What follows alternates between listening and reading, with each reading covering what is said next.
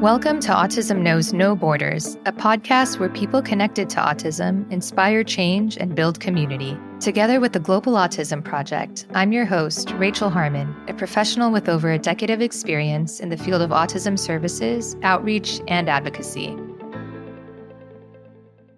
Do you envision a community where autistic children have a safe place to learn and autistic adults are integrated into society?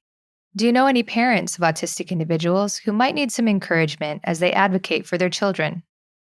If so, you'll want to listen to this episode where one of our global partners, Jie Bing Zhang, talks about empowering other parents by teaching them how to create opportunities for their children to thrive. Mrs. Cheng is the founder of Huicong Children Rehabilitation Center in Nanchang, China, and the mother of a 24-year-old autistic man. This episode with Mrs. Cheng was originally released in April 2021. We're re-releasing it again to highlight our global partnership program for autism centers seeking collaboration.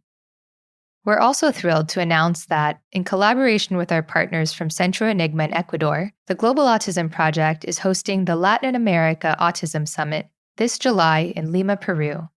Details can be found in our show notes. For this interview with Mrs. Cheng, our podcast intern, Linda Zheng, interpreted from Chinese to English for us. Thank you, Linda, for your effort to ensure that Mrs. Cheng's message is understood. In this conversation, we discuss autism awareness in China, what it was like for Mrs. Cheng to receive her son's diagnosis, why she started her own autism center and the types of services they offer, and their partnership with the Global Autism Project. In this episode, discover what's possible when a mother's love transcends her own home. And now, I present you, Jie Bing Zhang. Hi, Mrs. Zhang. Welcome to Autism Knows No Borders. Thank you for being here today. I am very happy that I am here on this platform to talk to everyone. Could you please briefly introduce yourself? I am from China, the province is Jiangxi province, and it's Nanchang. I am the mother of a 21-year-old boy on the autism spectrum, and at the same time, I am also a founder of an autism center. So let's start with how autism is understood in Nanchang. China has only known about autism for maybe about 20 years. And with the development of media and also the government, China has known more and more about autism. So the Chinese population now knows that autism exists, but they don't really know what autism is and what the characteristics of autism are. A part of the population probably still thinks that autism is simply that they don't know how to socialize with people and how to interact with people. But still, compared to about 20 years before, this is already a very big improvement of what people know about autism.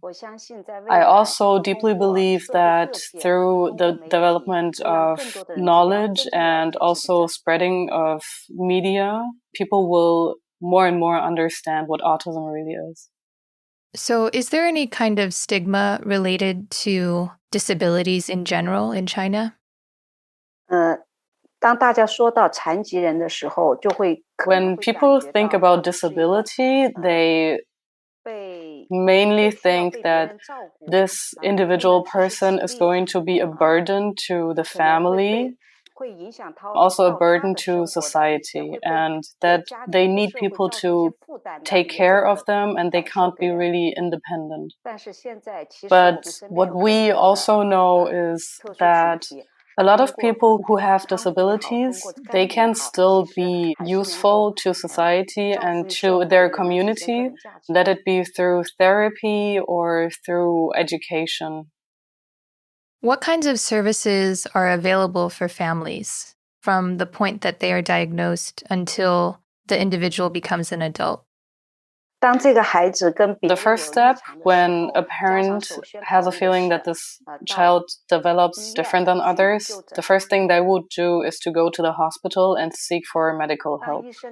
As soon as they get a diagnosis from the hospital or from the doctors are going to recommend them to go to like preschool interventions.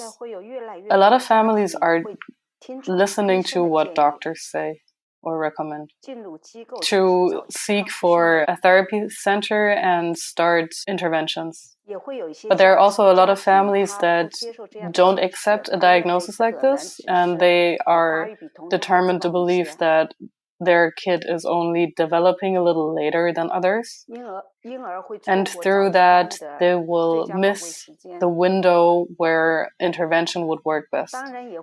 But there are also a small group of parents who, even if they want to receive intervention or therapy, they cannot due to financial burden. So they just give up on it. So the families that choose to receive early interventions and the ones that develop really well have the chance to enter kindergarten and school like other kids. But there are also a group of children who are going to take the path of special needs education.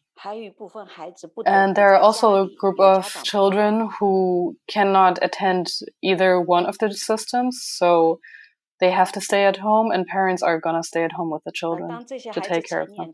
Children like these, when they grow up, the biggest problem for them is to find a job. The society and the system hasn't really developed a path for people like them yet. And a lot of the parents are very, very worried about the future of their children.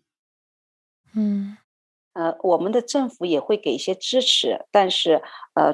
from the diagnosis of the child growing up, the government also provides some support for the children. This also helps a lot of the families on the financial part. From the diagnosis until them growing up, it's a very long way, and the support from society is also limited. This is also the reason why families are very worried and they think a lot about the future of the kid. This ties into one of the questions that we have from one of our listeners, David Sharif. And he wants to know, how does the Chinese education system offer support to those with special needs? Inclusive education is something that the Chinese government is trying to promote right now. The Chinese education system is slowly starting to include these kind of systems, but due to many aspects, it is impossible to offer a perfect inclusive education model up to this point. There are still limited special education teachers in these kind of inclusive schools, which makes it a problem.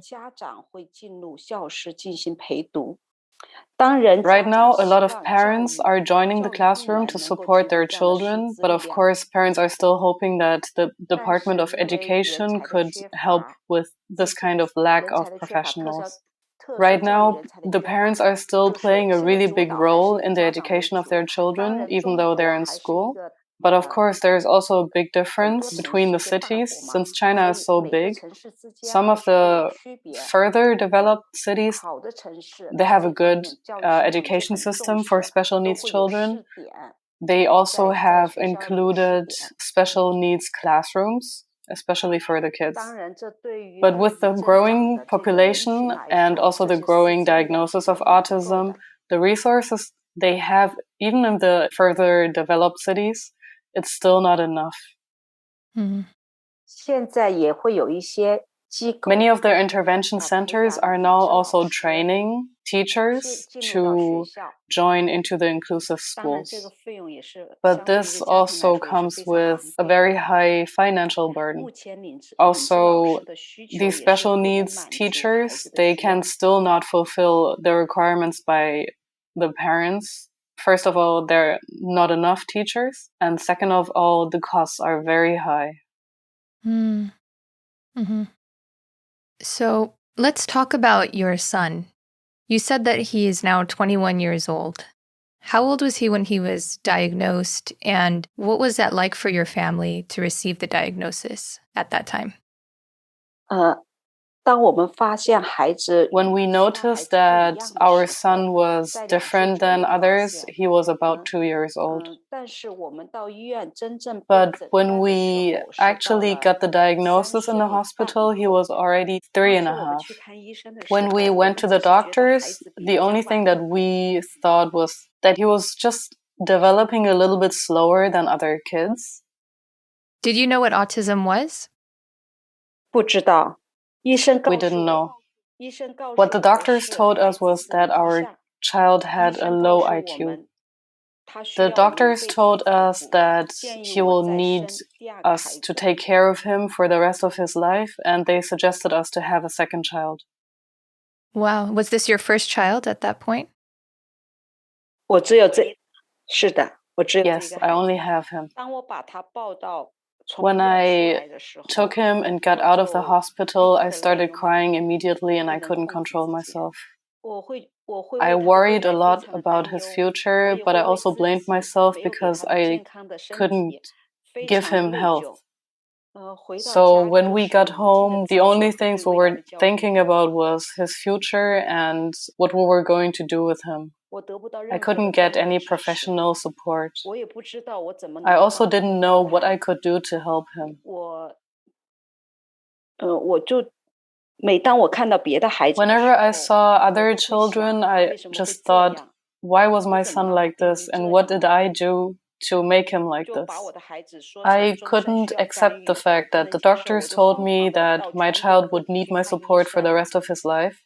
So I took him to many other cities to get professional help.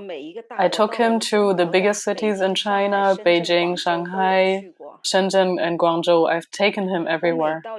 Whenever I went to those cities, I've taken him to the biggest hospitals. I had hoped that the doctors would tell me that he was just developing a bit slower and that he's gonna be fine in the future and it's gonna be okay. I was hoping that the doctors would give me positive news. But no matter to how many hospitals I've taken him, he was still like that. When I took him to Beijing, it was the first time when I heard about autism. So within that 1 year, I still couldn't accept his diagnosis and I was almost crying every day. Every night I cried myself to sleep until my pillows were wet. Mm. I never thought that my child was not going to be a normal person. At that time, I had no idea where to go to help him. But I knew that he was already 3 years old and he had to go to the kindergarten. So I sent him to the kindergarten, but the teachers didn't know how to communicate with him. I didn't want the teachers to reject him, but I also didn't want him to stay at home. So I tried to communicate with the teachers and ask if I could go to the kindergarten with him. And I was very fortunate that I was allowed to do that. So whenever he would run around, I would try to catch him. And when they were doing exercises outside, I would support and do it with him. When he was not playing with the other children, I would pull him over and try to put him into the crowd. But it didn't take long for him to run away again. At that time, I had no idea what applied behavior analysis was. But what was clear to me was when he shouldn't have run away, then it was something that he shouldn't do. And when it was time to play with other children, then that was what he was supposed to do. When I learned that there are early interventions, I immediately took him out of the kindergarten and I went to the intervention center to start that. But at that time, my son was already almost 5 years old. Even though he missed the perfect window for early interventions, but I think in his kindergarten times, I have given him a lot of help and support. After a while of therapy, when it was time for him to go to primary school, he still had a lot of problems. For example, in unexpected situations in the classroom, he would start crying and screaming. And after recess time, even though the bell already rang, he wouldn't go back to the classroom. He would play water in the washroom. He couldn't take care of his own writing utensils. So all in all, he has faced a lot of problems in school. The Chinese primary school is 6 years long, and I have hired someone to assist him in school for 5.5 years. During his primary school years, he has improved a lot. Now he is a 21-year-old young man. It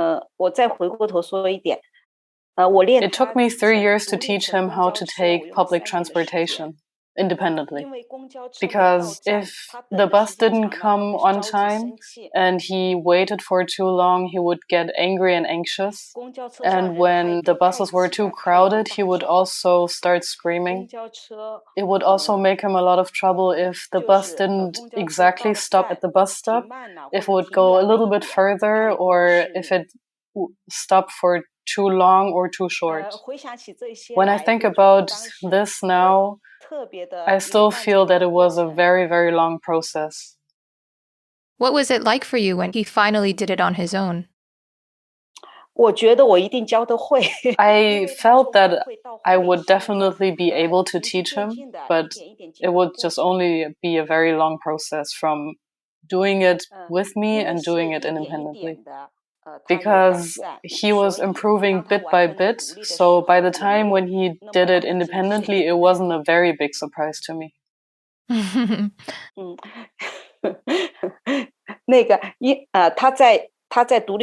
So when he learned to take public transportation independently, I would follow him, and then later on I would ask volunteers to follow him because I was worried that anything would happen on the bus. And now does he take it completely by himself?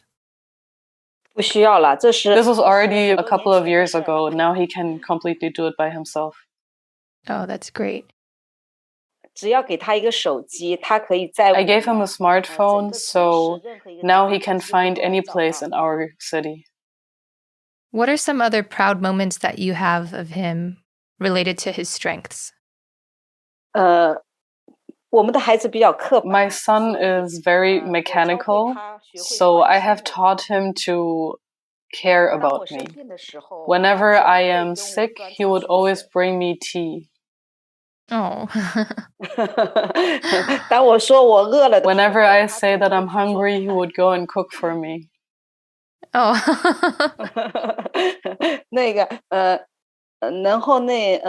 And all the paperwork from our center, he is the one who goes and sends them out. Yeah. He likes to do the job of a postman, so he likes to go and pick stuff up or to bring stuff. He's also a very kind person. Whenever I'm being lazy, I would just tell him that I'm sick or not feeling well, and then he would do the household work and cook for me and bring it to my bed.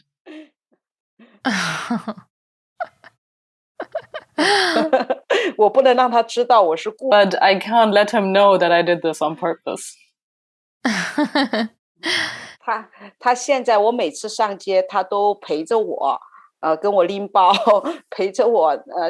Whenever I go shopping, he would come along and hold my bags. Sounds like you have a personal assistant. Yes. Yes. Whenever you ask him to do something, at first he would deny, but then he would laugh and still do it. So now I wouldn't say that I am taking care of him, it's more like he's taking care of me. What did it take for you to finally accept him and his autism? The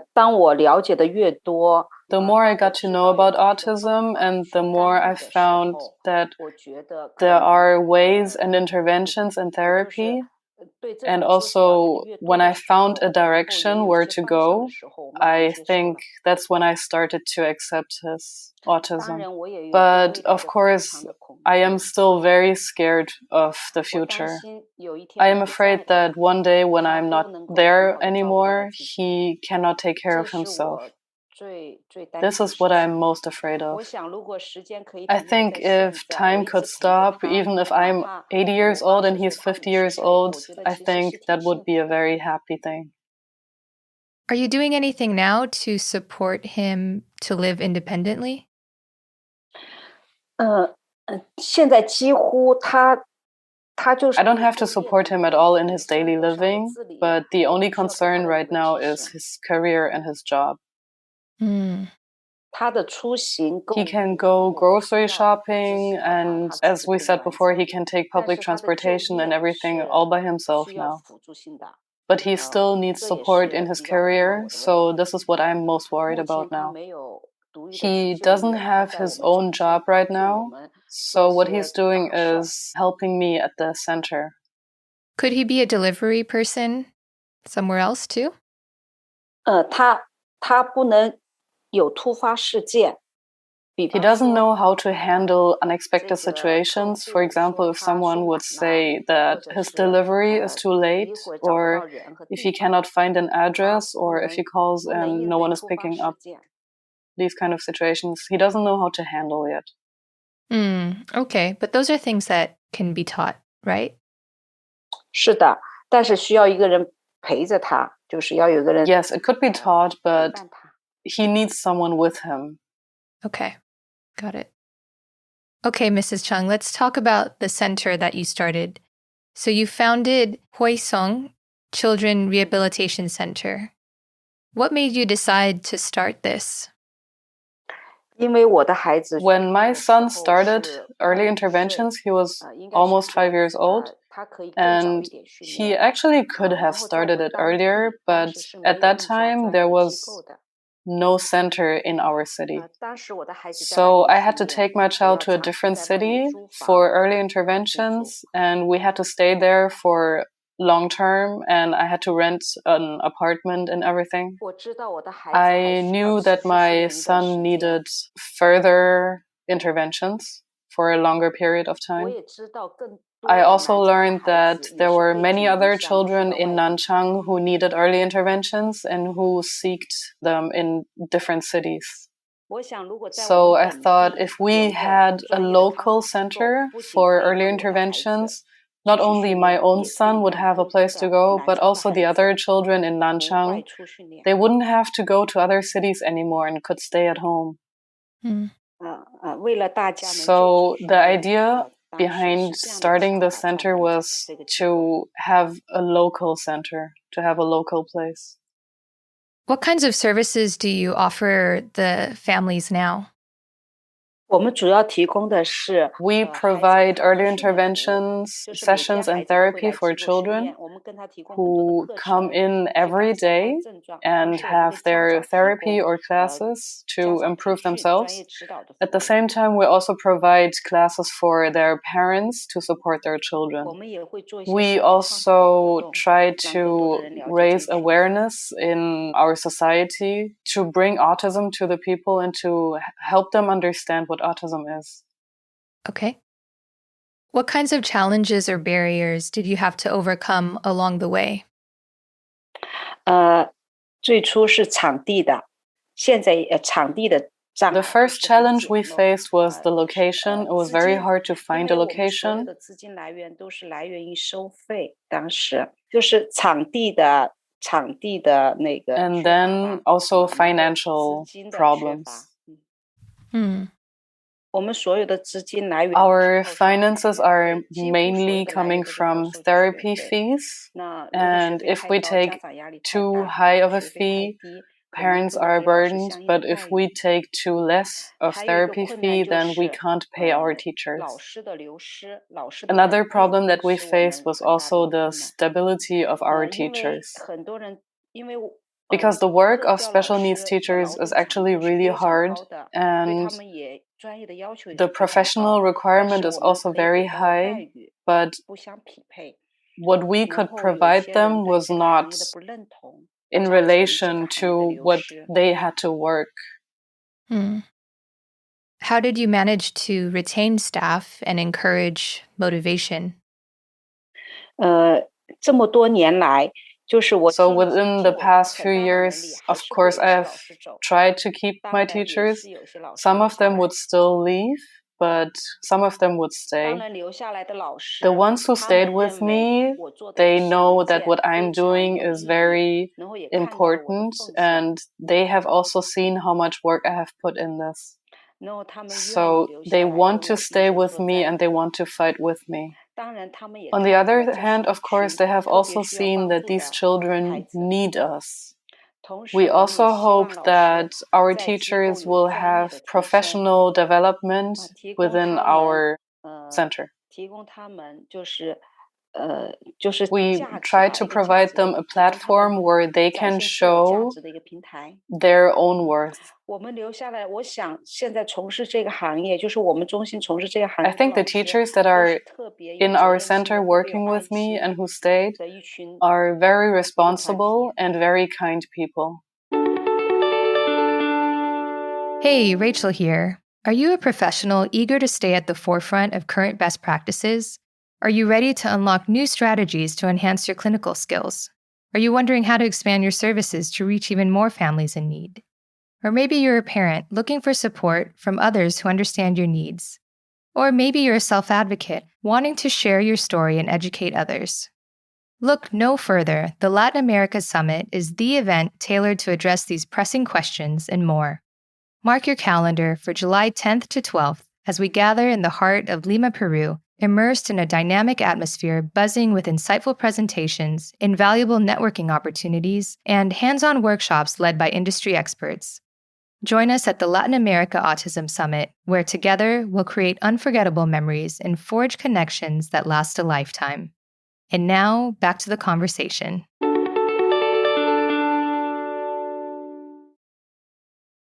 How many teachers are at your center now, and how many students do you have? We have almost 40 teachers and around 150 or 160 students. Wow. So you must be a very organized leader. How would you describe your leadership style? Because I started everything as a parent and started also this work as a parent in the back of my head, I feel that I am still very far away of being a good leader. I also think that my abilities as a leader are still very limited.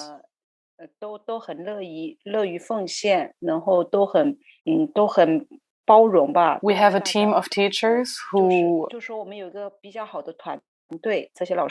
are very understanding with each other and who help each other and who always tolerate each other.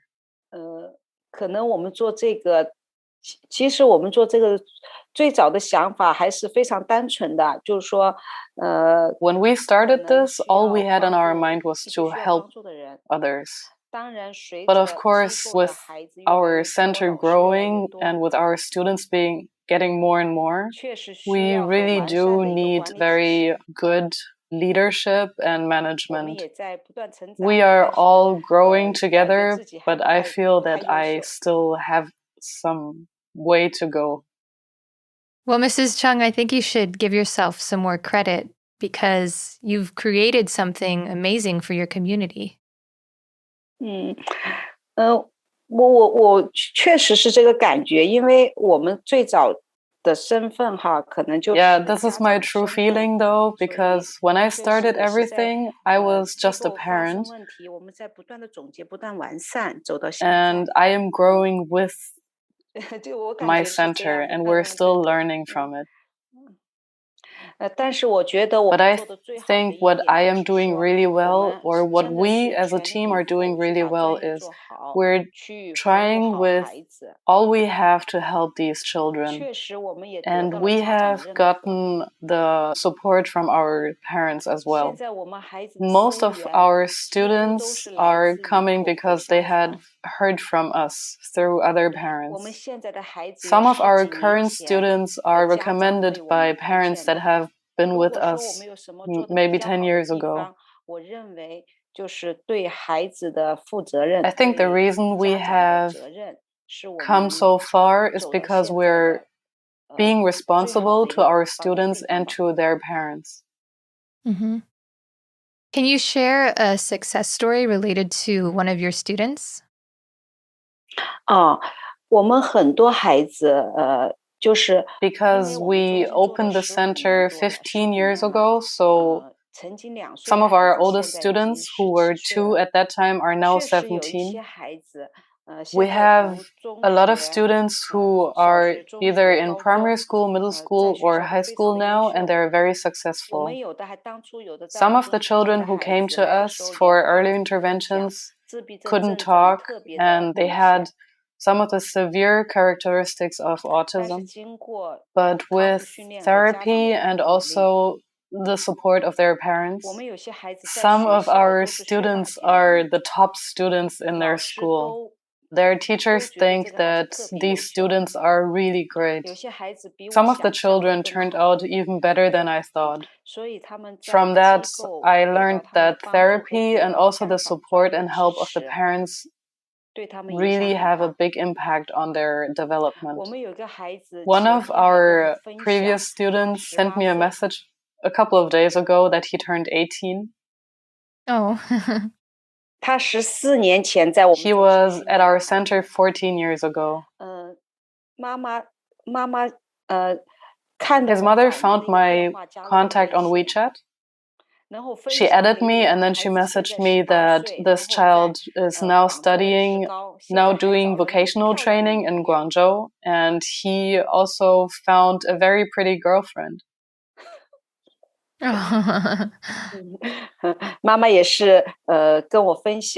Some of our students play the piano professionally and also got very high certificates for it.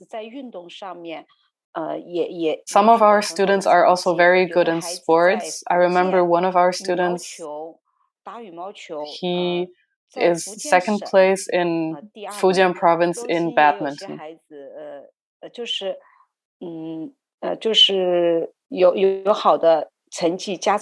We have provided one-to-one intervention to more than 3,000 children so far.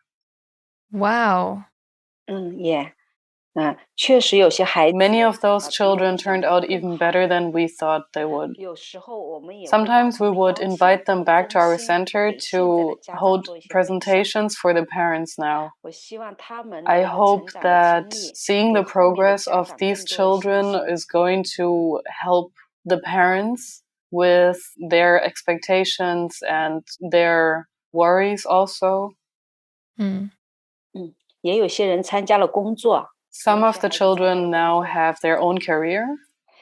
What would make me even happier is to see them get married and have their own family. Yeah. Yeah, it's important to look at each individual's strengths because everyone has something that they can be good at if you just find what they're interested in and build on that. 是的，认同。I agree. How has the COVID-19 pandemic affected your center? Did you have to shut down at some point? 中国的新冠疫情在去年 COVID-19 had hit China really hard during the Chinese festival in 2020. But after that, the Chinese government has controlled it pretty well.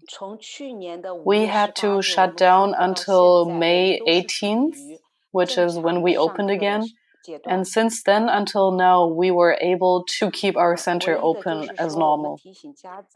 The only thing we are still doing now is to remind our parents to wash their hands and wear masks, etc. But during the time when we had to close the center, there were 4 months where we couldn't provide therapy. When COVID hit, we had no idea that it was going to last so long. This definitely brought us a lot of difficulty, especially because during those 4 months we had no income at all, but we still had to pay our therapists, we had to pay insurance and rent, so we were pretty burdened by this finances. Did the government help at all? 因为我们国内是有一些房租的减免，但是要限于是政府 The government did lower rent prices, 是政府的房子，我们租的是个人的，所以在这方面我们没有享受 but 到 it was 待遇。 only for 然后呢，有一些的减免 buildings or 我们是 locations that were owned 没有 by 享受到 China. 的，所以真正给的支持是几乎是没有的。就是说，对，我们 But 在 we 另外最 rent 大一块就是房租 our 和老师 location 的工作，我 privately 们有 from a 给他发 private owner, 生活费，然后就是保险，这是我 so 们给老师交纳的 there 保 was 险。 nothing they 这 could 个 do 呢， for us, which 这 means 个 we had to 也 pay 还是 full 要负 price 担 for 一些的， everything. 不是说都不负担。因为房租和老师的工资这是完全没有减免的。But the 但是 Chinese 我们觉 government 得我们 has 的 done 国 a 家的 lot 政 to 府 try and keep 就是我们特 containing 别 the 觉 virus 得我们政府给出了很多的力 and to 度来 keep 保 it 持 from 这个疫 spreading 情的 even 不扩 further. 散。我们也很支持，因为就是 So we 疫情阶 also 段我们觉得 understand 政府 that 是 China said 就 we 采 had to 取了 close 很多有 down 力的 and 措 to 施，让 reopen 这 at a 个 later point. 疫情不扩散。我们也特别理解 So in the 政府的 beginning, 要 we 求 felt 要 very 维持开 anxious 学。 when we got the news to 虽然 shut 在 down, 初 but 期 later 在 on, we 刚开 felt 始 even 知道的时 calmer. 候觉得很焦急，但是到了后面反而心情更 And 平 during 静了。 that time, we 然后 provided 在这 online 期间，我们给 sessions. 孩子上网上课程，通过 Through 网 those 上课程，我 online 们指导 sessions, 家长 we 怎么在家里 learned 给孩 how 子做 parents are 康复训练。 supporting and doing therapy at home with their children. 有些孩子回 Some 到 of the 中心之 children, when they 后， came 反 back to 而 us in 有很大 May, 的 we 进步。 felt that they had a lot of improvement. 我们非常幸运的就是我们的国家 What I think is very 在几个 fortunate 月控 is 制住了疫 that 情， China was able 之 to 后我 contain 们 the 都 virus within 能 a 够 couple 正 of 常的 months, 工作 and 和生 after 活。 that, we were 虽然我 able 们有段时间 to 非常艰 keep 难， our center 但 open 是 just as normal. 我觉得我们很 Even 能 though 理 we 解 had a very hard 我 time 们 during those 4我们 months, 政 but 府我们 we 那个 can 城市当时的 understand 状 what the 况。 Chinese government was trying to 所以 do. 我们现在 And 一切 now 都非 everything is 常 back to 好。 normal and everything is really good. Good. Yeah. So let's talk about your partnership with the Global Autism Project. You've collaborated with our SkillCorps volunteer teams when they visited your center. What has that experience been like for you to have SkillCorps at Huicong? 就是还是给了我们很多专业的支持和帮助，在一些就给到很多 We 专业知识和 received 帮助，a 让我 lot 们 of 也有机 professional 会去 help 了 and 解 support from the 不同国 SkillCorp 家的一 teams. 些服务模式，让我们也有机会去了 We had the 解， chance to get to know 就是收 autism 获 from 哈，就 different 是 corners of the 给到 world. 专业知识和帮助吧。然后应该最大的收获就是在专业上给到了更多的支持。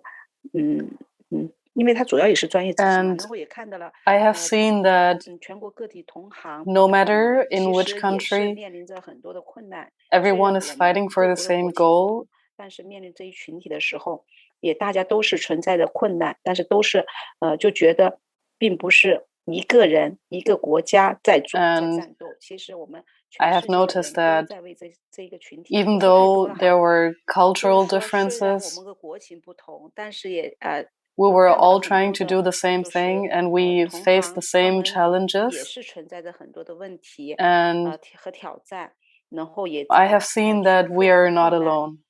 然后我会发现就是说不仅 I 仅 also 是 feel 我 very 们 lucky that 一个 there is 国 a 家， platform 更 like 多的 this 人都在为这一群体 for 呢 us 做出 to 努力。 communicate 然后我 and 也非常 to 就是 receive 说非常感 continuous 谢有这样的平台 professional 对 help. 吧，让我们有这样的机会，然后 What I 在 think 能够 the 持 Global Autism 续的 Project 给 is 到我们 doing 帮助和支 best 持。 is their 我觉得全球 continuous 自闭症项 support 目最大 and 的 their 优势在于 supervision. 持续性 This is 和 also what is 能 most 够 important to 定 me 期的 because 督导， I want 这个对我 to 们来说 always 是 be up to 受 date 益非常大的， professionally 因为我 and 们 I 希 always 望 want to 专业有 receive 持 feedback 续， if 然后有 something 问题能够 is 及 not 时得到 quite 回馈。 right. During the years when the Skill Corp teams were coming every couple of months, we have developed really fast because our teachers would get homework that they have to do, and we have learned so much. But now, because of COVID, we are kind of on a pause. 现在因为疫情让我们松懈下来。 Even though when the Skill Corp team was here, we always felt very tense. 我们觉得特别的紧张。 Now we're actually looking forward for the next trip and 期待能够 for 重回这种 being 状 in 态。 that kind of state again. Yeah, we can't wait until we can travel again and visit your center. 非常欢迎。Welcome. You're very welcome. What part of Chinese culture do you like to share with the teams when they visit? 其实我们在一起聊。 When the team is here and we're just chatting, we like to talk about autism in China right now. 希望把我们 I also like to show them the differences between American and Chinese culture. For example? 我是希望把我们 When the Skill Corp team is in Nanchang, I love to show them the Chinese kitchen. 然后 Because all the Americans love Chinese food. Yes, that's true. 感觉你们国家没有 I have the feeling that you don't have so many diverse delicacies there. 我也希望就是其实他们对我们的历史不感兴趣。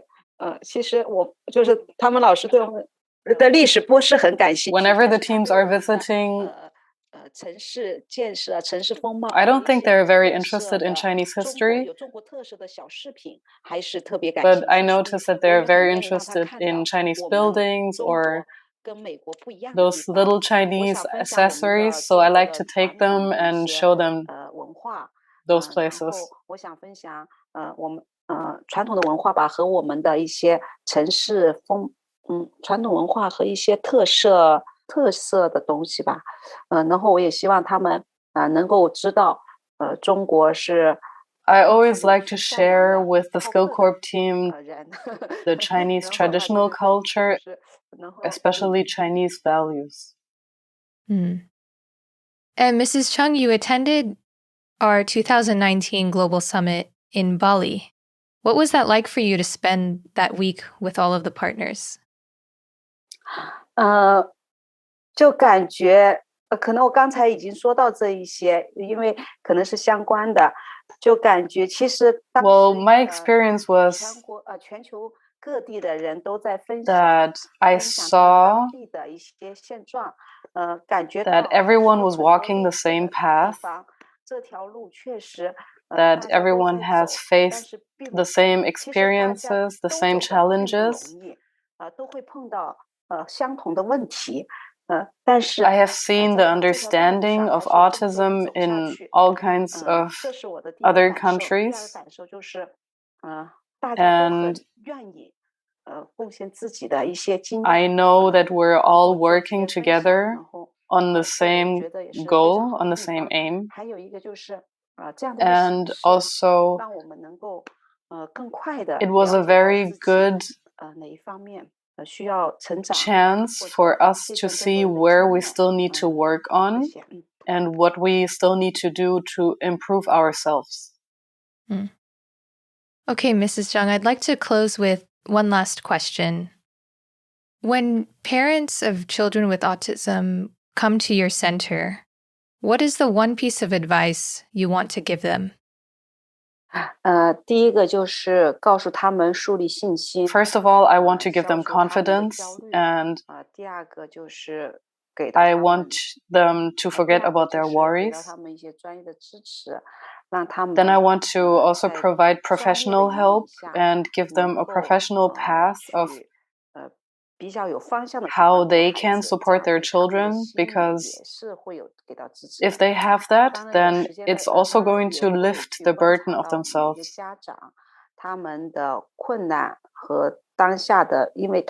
I also think that it's very important to pay attention to the parents' emotions because, as we know, it's going to be an up and down. And I want to provide my help and my support and advices whenever they need me. We also organize meetings just for parents so they can communicate with each other and they can also talk about whatever is on their mind. Okay, Mrs. Zhang, thank you so much for sharing your story with us. And I know that you're inspiring a lot of parents and professionals and giving people hope to not give up. I also want to thank you for giving me this chance to talk about autism and to help raise awareness. Yes, our pleasure. 好，谢谢 ，Thank you。谢谢. Thanks for tuning in to Autism Knows No Borders. Like many of our partners around the world, Mrs. Chang is transforming her community's attitudes towards autism. If you're an autistic self-advocate, family member, or professional who wants to change the local beliefs and understanding about autism, join us in Peru this July at the Latin America Autism Summit. You can learn more about this event in our show notes. Thanks for listening. Take care.